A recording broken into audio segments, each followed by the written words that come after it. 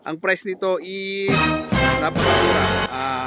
185k lang. Meron ka ng napakagandang Jeep. Tara na sa 8 Gig Pep Talk Garage Quality Second Hand. Parang bago sa paningin. Dito, sigurado, wala kang talo.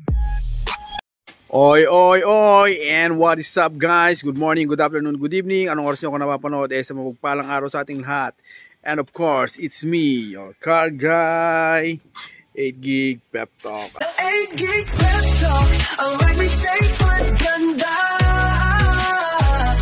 Di bali ng second hand, basta'y panalo ka. Ayan, it's another bad weather today. So ayun, umuulan pa, umaambon-ambon pa. Kaya ayan, eto na yung sasakyan natin. Hindi natin pa masyadong nagawa ng review kasi nga bumabagyo rito. And then may dumating na bumili nung Exceed. Ayan, update lang po. Sold na yung Mitsubishi Exceed natin na van. So ayun, from 135. So dahil nga Mayo, sumulan, umambon, nagisuyo yung kung ano natin. Ayan, humingi ng discount, automatic na nabigay naman natin yung kahilingan. So ngayon, ito naman yung ating i-review, ang ating 1996 Jeep Grand Cherokee. So, ayan. Tingnan natin. Ito yung ganyan niya. Tingnan nyo para ma-review nyo.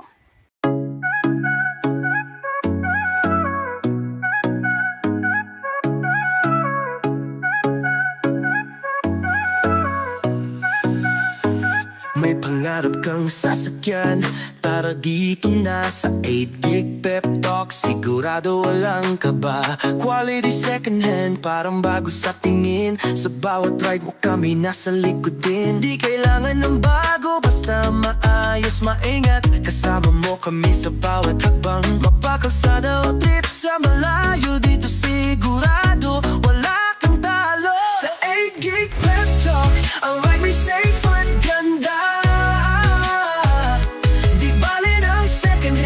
Basta'y panalo ka. May tiwala, may kalidad, garantisado yan. Dito ka na, di ka magsisisi kailanman.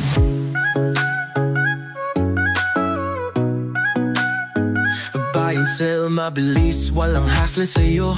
Magtiwala lang kami na ang bahala rito.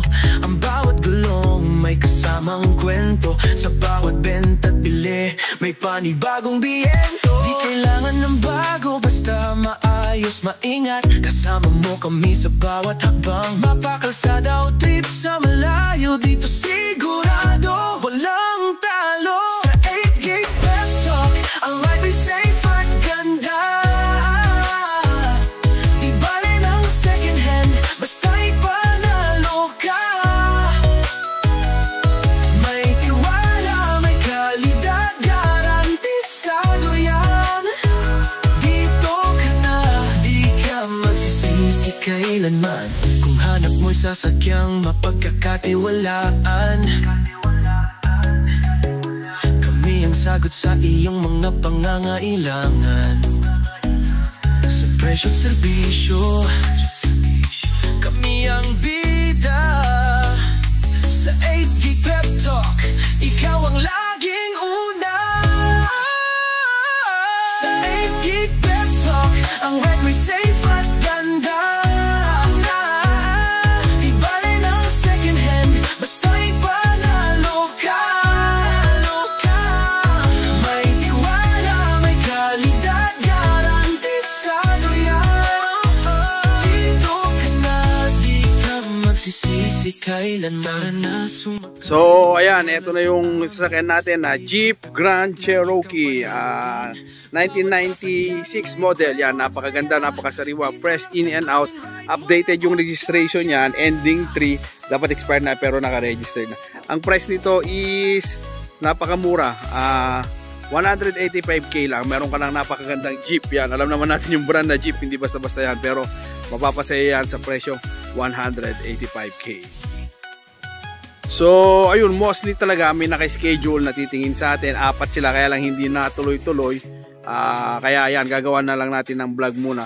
So mostly karamihan nag-i-inquire sa messages natin kung bakit napakamura, napakaano. So explain lang natin ng konti. Ang original makina nito is V6 engine. So ibig sabihin medyo malaki yung makina, medyo magasta, medyo malaki yung maintenance. So ayan, ang ginawa nung may-ari, kinonvert niya, pinalitan niya ng diesel engine. Ayan, so ngayon, diesel engine na siya. So, pero wag niyong pagkakalimutan, mostly naman, magsasabi na naman dyan na, sabihin nila, kung magtatanong kayo na regarding doon, kung naka-indicate naman, yes po, indicated na po sa papel niya, naka-transfer na rin po sa pangalan ng may-ari. So, walang problema, hindi na kayo magkakaproblema kasi nga, unang-una, naka-indicate na yung makina. At syempre, ayan, registered na rin. So, ayan, another gas and go. Sobrang dami pa ng gasolina nito kasi nga personal na stock lang dun sa bahay nila, pinaganda nung may-ari, parang naging ginawa niyang project car, pinaganda niya, and then ayun, from bumili na ng bago, hindi niya na natuloy, so binenta na lang sa atin. So ayan, napakaswerte nung makakuha ng sasakyan nito. So tara, kung hanggang ngayon nanonood ka, baka naman pwede mong i-comment kung hanggang saan ka, at kung bago kang subscriber, welcome na welcome ka dito sa ating channel. So tara, tingnan natin sa loob. At syempre, habang pumapasok tayo sa loob, shoutout muna sa mga subscriber natin, lalong-lalo na dyan sa mga bayaning OFW. Maraming salamat po sa inyong pagtatangkilik kay 8GB Pep Talk. Napakasolid nyo po. At syempre, kung taga rito ka lang din, mga kabayan natin, sana balang araw ako ang pagbilhan nyo ng sasakyan pinapangarap nyo. So tara, pasukin po natin dito sa loob. Dito sa loob ay makikita nyo, urig pa yung niya, original pa yung Jeep na steering wheel niya, and then napaka galante pa, elegante pang mga maayos pa, medyo maayos pa ng konti, may mga konting lukot-lukot la. Pero sa edad niya well kept naman na yan pagka ganyan. Wala ka naman na siguro diyan. So ayan, napakaganda nung niya, napakaganda pa ng mga upuan niya, maayos pa naman yung leather niya. May mga konting bitak, kaya tapos yung dashboard, ayan, okay naman na yung dashboard. Tapos kinonvert niya na, andito na yung mga speedometer niya. So probably siguro sa mga nito, medyo mahirapan. So kaya ang ginawa, ayan, kinonvert na lang para mas maging yung aircon niya, bago yung compressor din nito. Kaya lang ang issue niya pa isa, ayun, kulang lang ng preyon, nagpapadagdag lang ng preyon kasi nga na-stock siya. So magmula nung niya, and then nagkaroon daw sila nung pinapaganda niya, and then nagkaroon sila ng sasakyan, ayun, na-stock na siya, mas nag-focus na sa bagong sasakyan niya. Kaya na-stock, tapos siguro nawala yung preyon niya dahil na-stock. So pero as much as possible, mas mainam kung magdala kayo ng mekaniko or may alam si aircon para ma-check nating maayos. Dito naman sa ceiling, ayan, maayos na maayos, elegante, okay na okay pa, ayan, makaganda pa. Napakaganda po nito, 5-seater po siya. So ayun, 5-seater na SUV, napakalapad dyan sa likod. Tapos ang dami mga pindutan dyan, yan, kailangan natin pag-aralan. Dito parang mayroon ka pang racket dito, ayan. So ayan, yan dito yung loob niya, ayan. Tapos manual. Yan. Dati po siyang 4x4, ayan, 4x4, pero ayan, dahil nga kinonvert, siguro yung hindi natin alam dahil hindi tayo mekaniko. Sabi naman niya yung mga ibang parts ng mga 4x4 nandyan pa, hindi pa nagagalaw. Tapos ayun.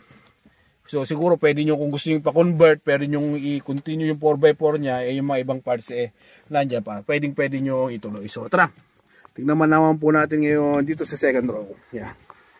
Open natin yung second row. Yan. Dito second row, ayun, decente pa rin naman po. Maayos na maayos at napakaluwang na compartment sa likod. Ayan. So, ayan, pasensya na po, medyo marumi pa, may mga dumi dyan. Pero, ayan po.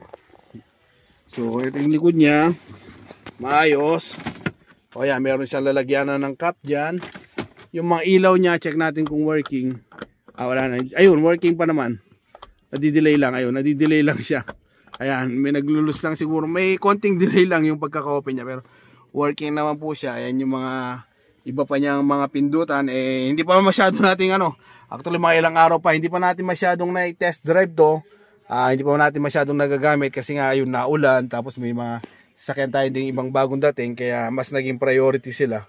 Ito mostly doon lang sa kasi napakaganda. Pang special appointment lang to. Kung mga kaya sinabi ko. Ayan, kumpleto rin po yung mga niya. Yung mga tools niya, early warning device. So, kumpleto rin po. Working naman po lahat. So, ayan. Ito po yung sasakyan natin. Grand Cherokee. Yan. Jeep. Jeep po yung niya. Tapos Grand Cherokee yung model niya. So, ayun. Kung interested po kayo, message na para mapasa inyo na napakagandang Jeep Grand Cherokee natin. At syempre, ang yung likod, 8GB Pep Talk, nagpapaalala na pagkabibili ng second hand, mas mainam kung magdala kayo ng mga ng mekaniko na sa ganun naman makasigurado kayo sa mga sasakyan binibili nyo.